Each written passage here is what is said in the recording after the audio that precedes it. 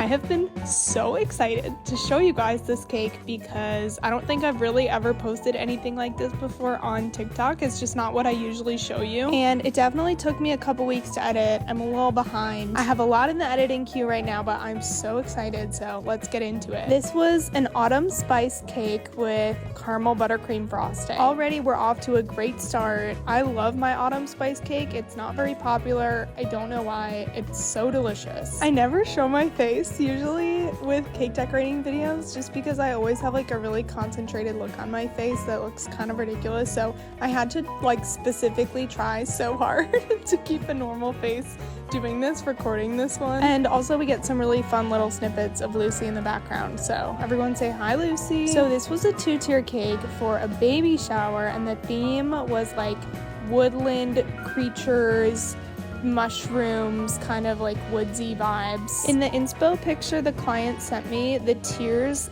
kind of looked like different animal heads, so like a bear and a deer basically. The inspo pic also had an owl, but this was only 2 tiers, so I just picked the bear and the deer. The inspo picture was an entirely fondant cake, and it was more of like a watercolor style, I guess. I really only use fondant if I absolutely have to, because I know most people don't like it, and I knew I could achieve a really similar look with buttercream, so we just rolled with it, but I did still have to use a little fondant. I also made desserts for this client's bridal shower, and it is just so special to go through these phases of life with my clients via cake.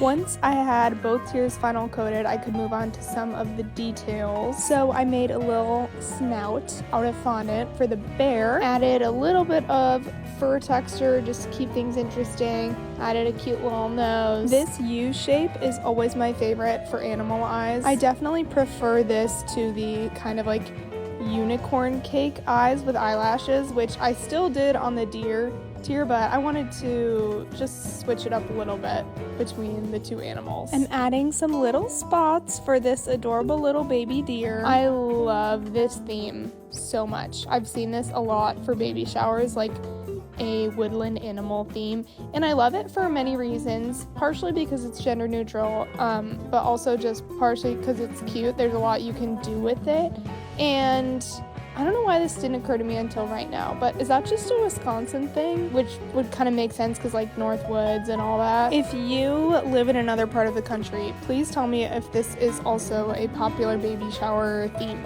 where you live, because it is huge in Wisconsin. Okay, I knew the ears would be tricky. I knew they would take a little finesse, but honestly, I kind of feel like a genius for coming up with this method. I made the big ear shape out of fondant earlier in the day, and then I had them under the fan so they had time to harden, and then I could just stick them in and still add a kind of furry texture with frosting just over it. Obviously this was kind of a tedious process, and also it was really hard to get the size just right because I just wanted to make sure that they didn't look stupidly big or too small. I think they look a little messy, but they have texture to them, which I like.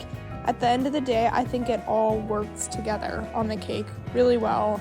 I think if I were to do this again, I would just make them look a little bit neater, but I am happy with these. It didn't quite look done to me, so I took some red food dye, diluted it, and kind of used it as paint to add some shading in the ears. I didn't want it to be a super bright color, which is why I used red instead of pink. But if I were to do this again, I think I probably would have tried to make it look a little bit more pink, kind of like mauve. I still kind of have mixed feelings about this color in the ears, but I think it looked a lot better in person than it does in this video. These fluorescent lights always make things look so weird on my phone camera. I added a little blush because blush always makes animals more adorable, and then for a finishing final touch, I just added some little flower accents by their ears. I also really wanted to show you the cookies that I made with this order because I am obsessed with these. I think they turned out so good. I would love to hear what you think. Bye!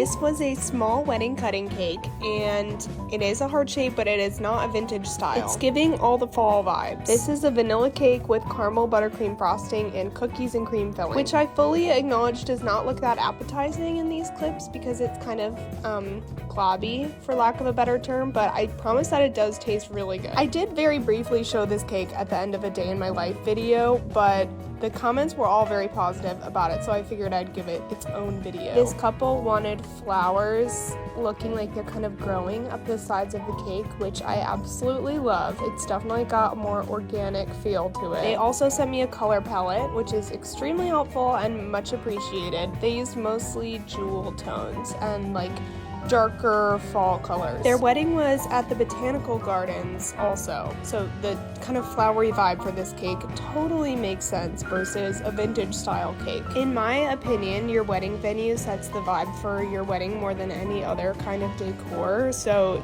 if you get married in a barn, you can't fight the barn vibes, right? If you get married somewhere that's really like industrial and chic, you don't want like burlap and lace on the tables. I mean, you can do whatever you want, but that is just my own professional opinion. This actually reminds me of a couple I had recently who wanted a two-tier cake at their venue, which was very industrial and modern. Lots of exposed brick, things like that. The bride was leaning towards a design that was a little more clean, fresh, modern, and then, as this happens so often, she just got a little sidetracked looking at Pinterest.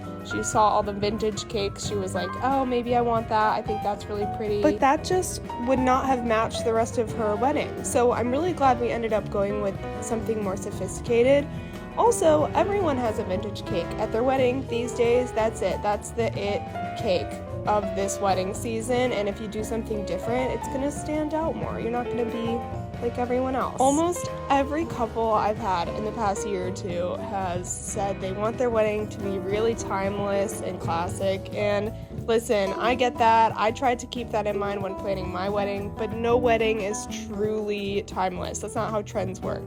Timeless, quote unquote, being a trend is still gonna be a trend, and that's okay. That's just how culture is. That's fine. But in 10, 15 years, people are still gonna look back on my wedding, we'll use that for an example, all white flowers, black accents, very subtle gold here and there, and they're gonna be like, oh, there's no color. That person totally got married around 2023. You can't just fight that, and the more you try to fight that, the less you're gonna have things that you personally actually want at your wedding. Just do what you like. Your wedding's gonna age no matter what, so just do things that you want to do. Thank you for coming to my TED Talk. Anyways, shifting gears because I feel like I have to acknowledge my last video that I posted with no context. I was at a Mario Party themed event all weekend, and everyone picked a character, and obviously I was Toad. Here's a team picture. It was so fun and weird. That's all I have to say. We can move on. I stared at this cake for a good 3 to 5 minutes, deciding if I wanted to put any flowers on the top. Ultimately, I did decide there was too much blank space to just leave it, but it was kind of tricky to finesse this top border just because, like, there's not really a down, like, nowhere is facing down. These flowers are all just kind of floating in space, unlike on the side, but I'm happy with where we landed. I think this is fine. This couple was so sweet and lovely to work with. They ordered some cookies for their wedding party, which were also featured